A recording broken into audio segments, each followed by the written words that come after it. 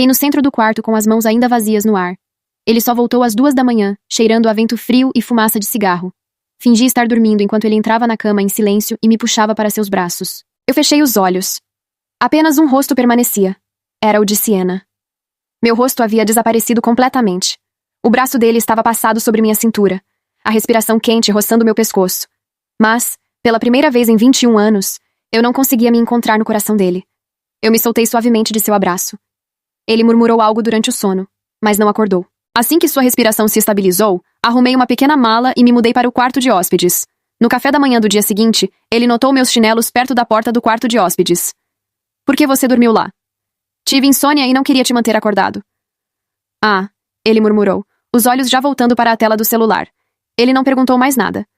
3 dias depois de me mudar para o quarto de hóspedes, encarei as 2 linhas rosas em um teste de gravidez. Um exame de sangue na clínica confirmou que eu estava grávida de 6 semanas. Deslizei a foto do ultrassom entre as páginas do meu diário, escrevendo uma única frase na página em branco. No momento em que você chegou, o coração do seu pai já estava vazio da sua mãe. Mais tarde naquela tarde, fui ao prédio do escritório dele. Assim que cheguei, vi seu carro estacionado perto da entrada. Victor estava abrindo a porta do passageiro para Sienna, mantendo a mão sobre a cabeça dela para protegê-la do batente baixo enquanto ela entrava. Aquele banco sempre foi meu. Aquele gesto gentil um dia pertenceu apenas a mim. Vamos voltar, eu disse ao motorista de táxi. Apertei minha bolsa, o laudo do ultrassom ali dentro pressionando meus dedos, mas eu não liguei para ele. Quando ele chegou em casa à noite, eu estava esperando na sala de estar. Fui ao seu escritório hoje. Ele não parou de desamarrar os sapatos. Por que não subiu? Se eu tivesse subido, o que eu diria? Ele olhou para mim, com um lampejo de irritação nos olhos. O que foi agora, Valerie? Eu vi você abrir a porta do passageiro para ela. Vi você proteger a cabeça dela. Você só costumava fazer isso por mim. Ele soltou um suspiro pesado e frustrado. Ela é minha assistente, Valerie. Abrir a porta é cortesia básica. Você não costumava ser assim. Você costumava ser tão compreensiva, tão madura.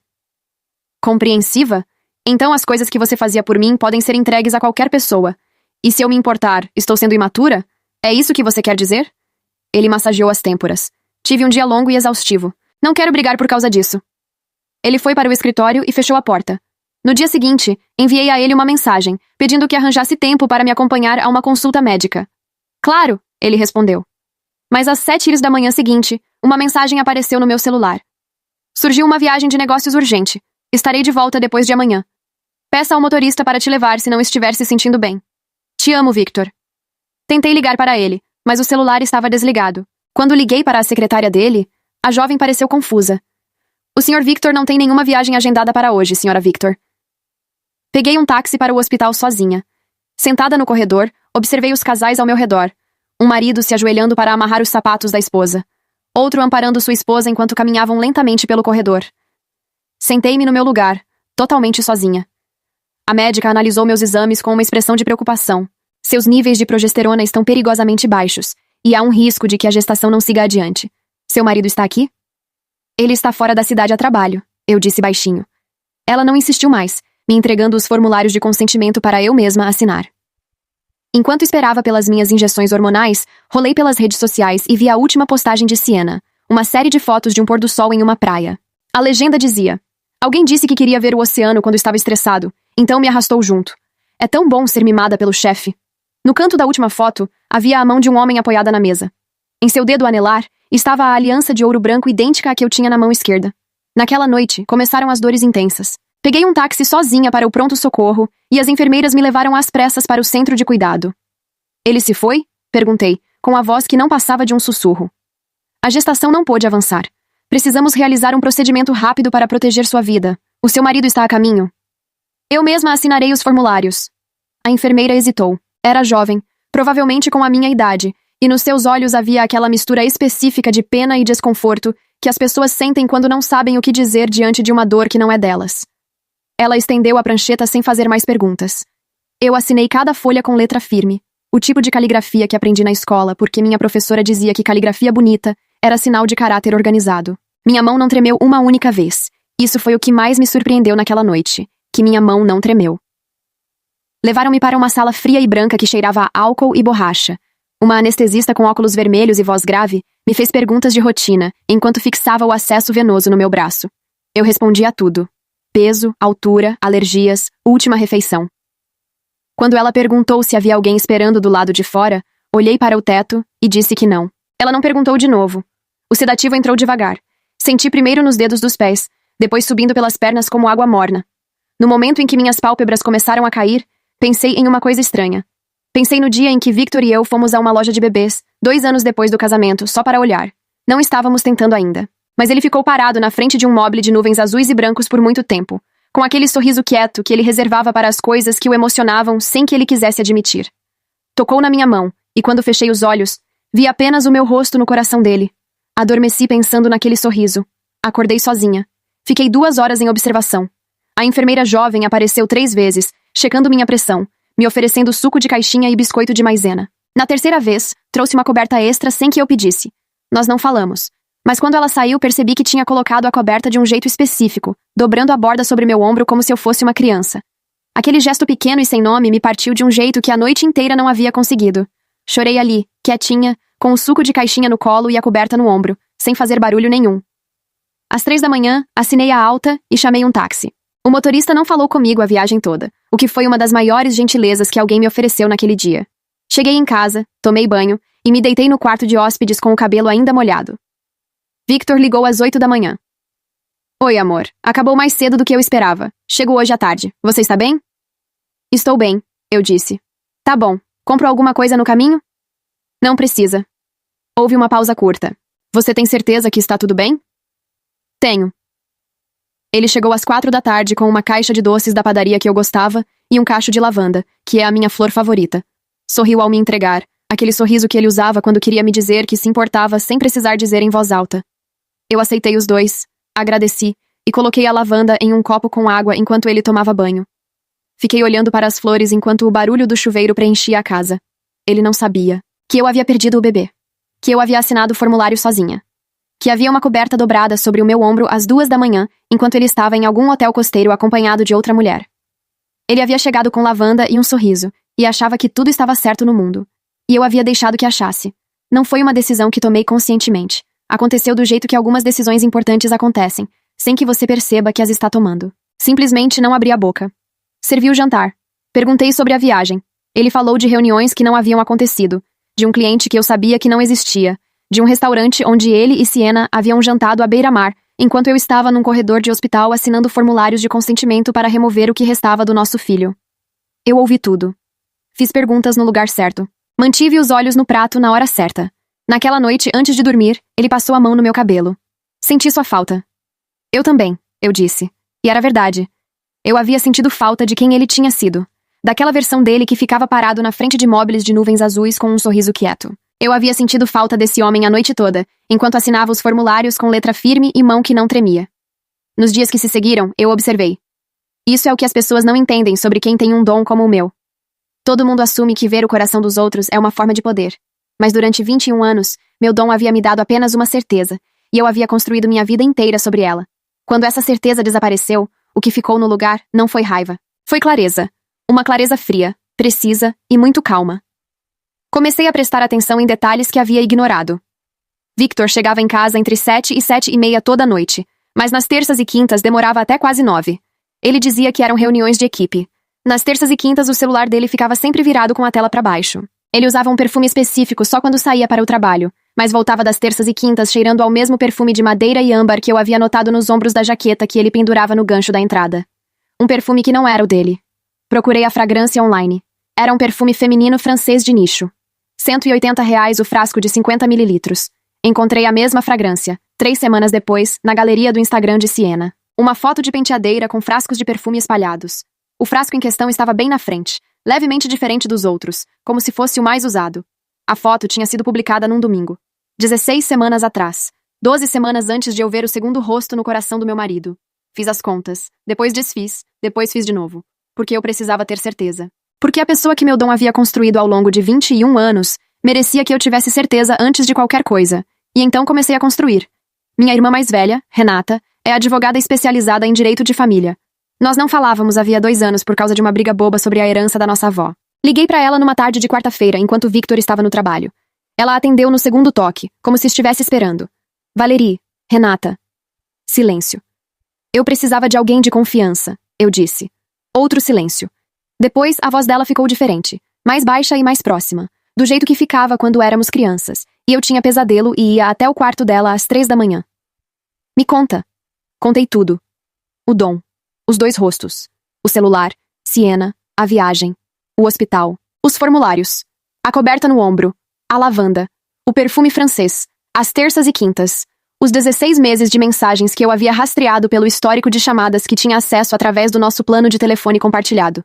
Quando terminei, Renata ficou quieta por um longo momento. Você ainda tem acesso ao plano compartilhado?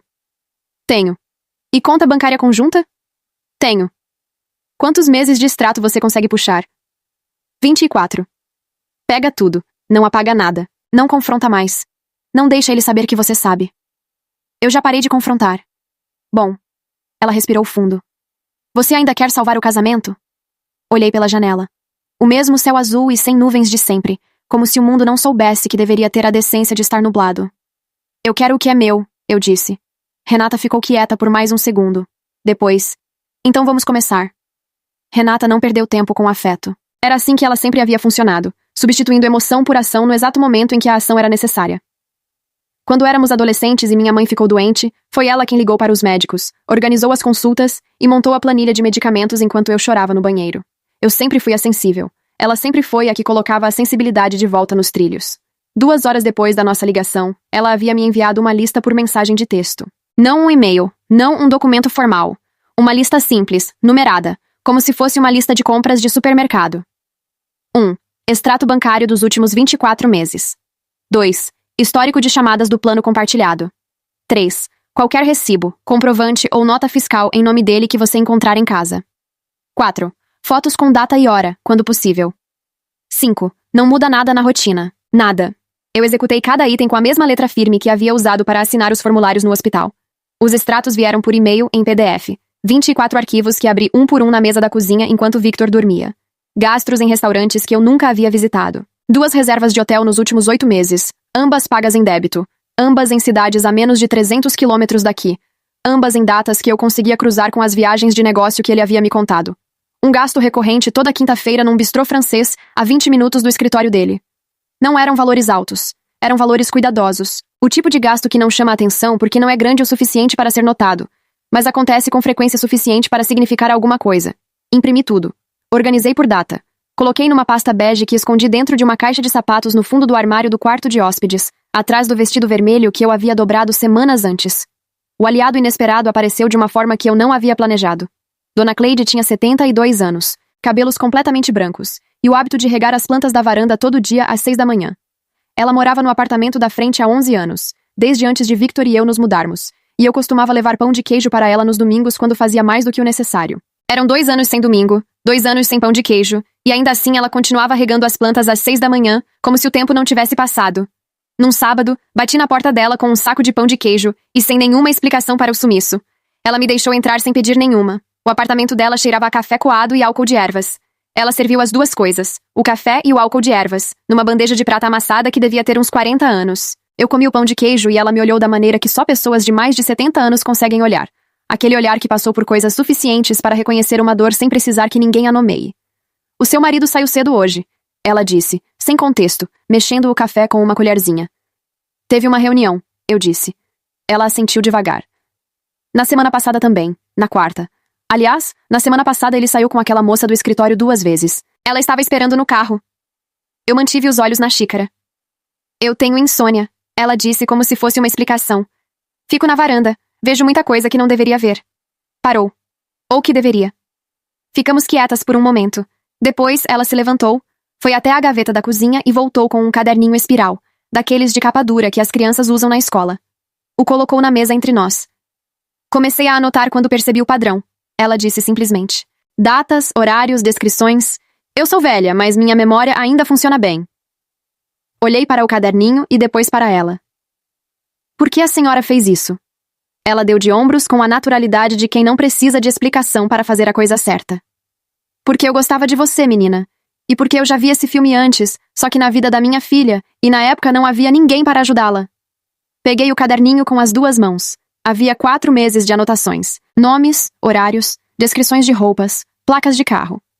A letra era pequena e inclinada para a direita, mas completamente legível. Na última página, ela havia colado um pedaço de papel com o número de telefone da filha dela. Embaixo, em letras maiúsculas, estava escrito: ela também passou por isso. Ligue. Guardei o caderninho dentro da pasta bege, atrás do vestido vermelho. Renata veio me visitar numa tarde em que Victor estava no trabalho. Ela chegou de blazer cinza e sapato fechado, com uma pasta de couro preta embaixo do braço, como se fosse uma reunião de negócios. De certa forma, era. Passamos 3 horas na mesa da cozinha. Ela examinou cada extrato, cada anotação do caderninho de Dona Cleide, cada comprovante que eu havia guardado. Cruzou datas, calculou valores, fotografou documentos com o celular. Não disse, que horror, nem coitada de você, uma única vez. Disse coisas como, isso serve, isso é forte, precisamos disso autenticado. Antes de ir embora, ficou parada na porta por um momento. Você tem certeza, Valerie? Do quê? De que quer ir até o fim. Pensei na coberta dobrada sobre o meu ombro, nos formulários que assinei sozinha, no mobile de nuvens azuis e brancos que Victor havia olhado com aquele sorriso quieto, que agora eu não conseguia mais saber se pertencia a mim ou a uma versão do nosso futuro que ele havia descartado sem me avisar. Tenho, eu disse. Ela assentiu. Saiu sem me abraçar, que era o jeito dela de dizer que eu não precisava de pena, que eu precisava de vitória. Naquela noite, Victor chegou às 7h20 com o cheiro de madeira e âmbar nas costas da jaqueta. Servi o jantar, perguntei sobre o trabalho, ouvi as mentiras com atenção. Quando ele foi dormir, fui ao quarto de hóspedes, abri o armário e fiquei olhando para a caixa de sapatos por um longo momento. Tinha começado com um rosto estranho no coração do meu marido. Agora havia uma pasta bege, um caderninho espiral, um número de telefone rabiscado à mão e uma irmã de blazer cinza que sabia exatamente o que fazer com tudo isso. E então me lembrei, a noite em que ele havia voltado às 2 da manhã, cheirando a cigarro e vento frio. A noite em que eu havia fechado os olhos e visto apenas o rosto de Siena. A noite em que eu havia me soltado do abraço dele no escuro e arrumado uma pequena mala para o quarto de hóspedes. Naquela noite, eu havia pensado que havia perdido tudo. Não havia percebido ainda que havia sido a noite em que tudo havia começado. A filha de Dona Cleide se chamava Patrícia, tinha 46 anos e uma voz que soava como quem já havia chorado tudo que tinha para chorar, e havia secado completamente do outro lado. Ligamos na manhã de uma terça-feira, enquanto Victor estava nas suas reuniões de equipe. Ela falou por 40 minutos sem que eu precisasse dizer quase nada. Eu ouvi, e no final ela disse uma coisa que ficou comigo. O maior erro que eu cometi foi agir no calor. Fiz tudo errado porque fiz tudo com raiva. Você parece calma. Fica assim. Eu estava calma. Não porque não doía. Doía. Doía de um jeito constante e surdo, como uma fratura que não foi engessada direito e foi solidificando errada, e você só percebe a extensão do estrago quando tenta mover o braço de um jeito que ele não move mais. Mas a dor e a calma não são opostos. Aprendi isso naquele período. Você pode estar completamente destruída por dentro e ainda assim saber exatamente o que precisa ser feito. Renata marcou uma reunião com o fotógrafo investigativo que ela usava em casos de família. Um homem de meia-idade chamado Soares, que chegou ao escritório dela com uma mochila discreta e falou pouco. Ela me mostrou o portfólio dele numa tarde de quinta. Eu aprovei sem comentários. Ele começou na semana seguinte. Os resultados vieram em 10 dias. Renata me ligou numa manhã e disse apenas: pode vir. Fui ao escritório dela às 2 da tarde. Ela tinha uma pasta grossa sobre a mesa. A abriu sem cerimônia. As fotos eram claras, com data e hora impressas no canto inferior direito. O bistrô francês, 2 vezes. Um parque, numa tarde de quarta. A entrada de um hotel boutique numa terça à noite, os dois lado a lado. A mão dele na cintura dela com aquela naturalidade casual de quem não precisa mais fingir cuidado porque já passou da fase do cuidado. Na última foto, no estacionamento do próprio escritório deles, ele a havia beijado antes de ela entrar no carro, em plena luz do dia, a 15 minutos da nossa casa. Olhei cada foto com atenção. Renata me observou sem dizer nada. É suficiente? Perguntei. É mais do que suficiente, ela disse. Com o extrato, o caderninho e isso aqui, a partilha de bens fica muito favorável para você. Especialmente considerando o aborto. A palavra caiu no silêncio do escritório como uma pedra em água parada. Ele não sabe, eu disse. Eu sei. Ela fechou a pasta. E quando souber, vai ser tarde demais para importar. Decidi que o momento certo seria o fim do mês. Não por drama, por estratégia. O apartamento estava no meu nome, herança da minha avó, anterior ao casamento. A conta corrente conjunta tinha um saldo que eu havia construído ao longo de 3 anos de gestão cuidadosa das finanças domésticas, enquanto ele cuidava dos investimentos. Renata havia identificado 2 investimentos no nome dele que foram feitos com dinheiro do nosso fundo comum sem minha assinatura. Isso era relevante. Isso tinha valor legal. Passei 2 semanas agindo exatamente como sempre. Jantar na mesa, Perguntas sobre o trabalho, as mentiras recebidas com o mesmo rosto neutro que eu havia aperfeiçoado. Uma vez, ele me trouxe flores de novo. Outra vez, me chamou de meu amor, com uma ternura tão natural que eu precisei ir ao banheiro por 1 minuto. Olhei para o meu próprio reflexo no espelho por um longo momento. Depois voltei para a mesa e terminei o jantar. Naquela semana, Sienna publicou uma nova foto nas redes sociais. Um vídeo curto, de costas, caminhando por um corredor com o cabelo solto. A legenda dizia, semana boa. Tinha sido postado numa quinta-feira às 22h14. Victor havia chegado em casa às 22h47, naquela quinta, com o cheiro usual e tive que resolver uma coisa no escritório, que eu recebi com um simples aceno de cabeça. Eu havia parado de tocar nele deliberadamente, não de um jeito que ele notasse, apenas organizava o colarinho sem roçar a pele. Passava a mão no ombro dele por cima da camisa. Não queria mais ver. Já sabia o que havia lá, e ver confirmaria apenas o que meu peito já havia aceitado. Aquela ausência total e completa, que dói de um jeito diferente da traição. A traição, você consegue nomear. A ausência simplesmente existe, como uma cadeira que foi removida de um cômodo, e você continua contornando o espaço vazio por hábito, por meses, sem perceber que a cadeira já não está mais lá. O plano entrou em execução numa sexta-feira. De manhã, enquanto Victor tomava banho, mandei uma mensagem para Renata. Hoje. Ela respondeu com um único ponto final, que era o jeito dela de dizer que estava pronta. Às 10 da manhã, liguei para o RH da empresa onde Victor trabalhava e pedi para falar com a diretora, uma mulher chamada Doutora Fonseca, que eu havia conhecido em 2 jantares corporativos ao longo dos anos. Identifiquei-me, agradeci a atenção e disse que havia uma situação delicada envolvendo um relacionamento entre um gestor e uma subordinada direta, do qual eu tinha documentação. Disse que não era uma denúncia formal naquele momento, apenas uma comunicação prévia, e que documentação completa seria encaminhada ao jurídico da empresa no início da semana seguinte, caso a situação não fosse endereçada internamente. Doutora Fonseca ficou quieta por um momento. Depois disse, obrigada pela comunicação, Sra. Victor. Vamos apurar. Desliguei. Tomei um copo de água. Sentei à mesa por 1 minuto. Às 2 da tarde, Renata protocolou a notificação extrajudicial no endereço do escritório de Victor. Ele receberia na segunda. A notificação detalhava a intenção de divórcio litigioso por infidelidade comprovada, com pedido de partilha integral dos bens comuns, incluindo os 2 investimentos realizados sem minha anuência, além de indenização por danos morais. Às 4 da tarde, fui ao banco e separei minha parte da conta conjunta para uma conta individual que eu havia aberto na semana anterior, em uma agência diferente.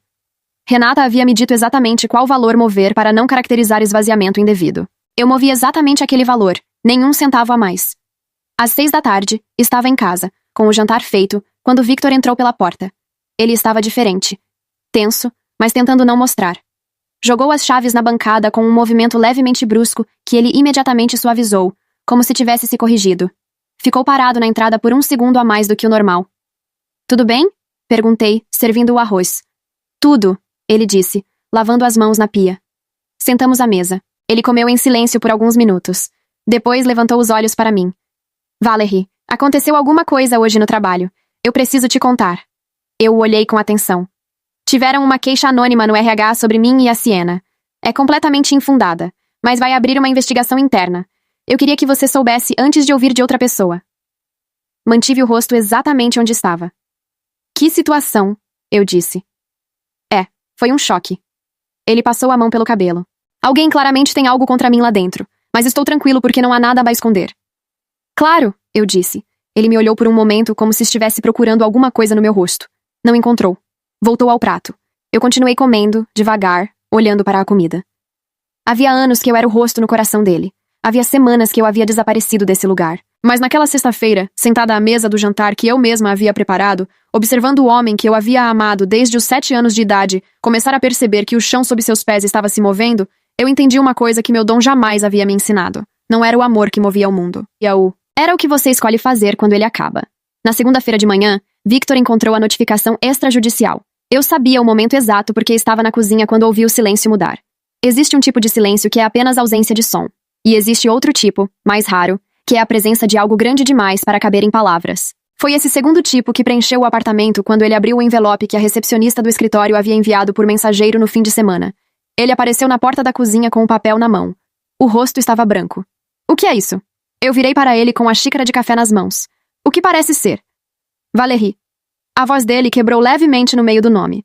Valerie, você precisa me ouvir. Estou te ouvindo. Isso é um equívoco enorme. Você foi a algum advogado sem falar comigo? Sem me dar a chance de explicar? Você teve meses para explicar, eu disse. Escolheu não usar. Ele colocou o papel na bancada e se aproximou. Havia algo no rosto dele que eu não havia visto antes, um tipo de pânico genuíno que não era performático. Pela primeira vez em meses, ele estava completamente presente na sala comigo. Irônico que fosse necessário isso para trazê-lo de volta. Eu cometi um erro, ele disse. A voz era baixa, controlada, do jeito que as pessoas falam quando sabem que qualquer vibração a mais pode quebrar alguma coisa. Eu sei que cometi um erro, mas não é o que você está pensando. Nunca passou de... Victor. Eu o interrompi com calma. Eu tenho as fotos, tenho os extratos, tenho os registros de chamada, tenho o caderninho de Dona Cleide com 4 meses de datas e horários, tenho os comprovantes dos 2 hotéis, tenho os investimentos que você fez sem a minha assinatura, o que é juridicamente relevante. Parei. E tenho o laudo do aborto espontâneo que eu sofri sozinha, num hospital, na noite em que você estava numa praia com ela. O silêncio que se seguiu foi diferente de todos os outros. Ele recuou um passo, como se as palavras tivessem peso físico. Olhou para mim como se estivesse me vendo pela primeira vez, ou como se estivesse percebendo só agora que havia uma pessoa inteira do outro lado de tudo o que ele havia feito. Você perdeu o bebê, ele disse. Não era uma pergunta. Sozinha, eu confirmei. Assinei os formulários eu mesma. A enfermeira dobrou uma coberta sobre o meu ombro porque não havia mais ninguém. Ele abriu a boca. Fechou. Sentou na cadeira mais próxima como se as pernas não o sustentassem mais. Eu terminei o café. Coloquei a xícara na pia. Me virei para ele uma última vez. Eu te amei desde os 7 anos de idade. Cada toque, cada vez que fechei os olhos era você. Por 21 anos você foi a única pessoa que eu via. Quando o segundo rosto apareceu, eu não fui embora. Eu não gritei. Eu não te humilhei. Eu me sentei no escuro e decidi te dar a chance de ser honesto. Fiz uma pausa. Você usou essa chance para comprar lavanda e mentir sobre uma viagem de negócios enquanto eu estava num corredor de hospital. Ele tentou falar. Eu levantei a mão. Renata vai entrar em contato com o seu advogado esta semana. O apartamento é meu por herança prévia ao casamento. A divisão dos bens foi calculada considerando os investimentos sem anuência. Você vai querer cooperar. Peguei a minha bolsa que estava no gancho da entrada e saí. A investigação interna do RH resultou na transferência de Siena para outra filial, a 400 quilômetros daqui. Soube por Dona Cleide, que soube por alguém do prédio que trabalhava na mesma empresa. Victor continuou no cargo, mas com avaliação de desempenho suspensa pelo período da apuração. Ele me ligou 3 vezes naquela semana. Não atendi. Mandou mensagens longas que li sem responder, cheias das palavras certas ditas tarde demais. Na sexta, ele mandou uma última mensagem, uma só frase. Eu não sabia que você ainda me via. Fiquei olhando para ela por um longo tempo. Depois guardei o celular sem responder. O divórcio foi concluído em 4 meses. Victor não contestou os principais pontos. Renata disse que raramente via isso, um processo tão limpo, e que era porque a documentação havia sido impecável. Eu disse que havia tido uma boa professora. Ela deu de ombros do jeito dela, que era o jeito dela de aceitar um elogio. No dia em que assinamos os papéis finais, Victor me olhou através da mesa do cartório. Ele tinha olheiras e havia emagrecido um pouco.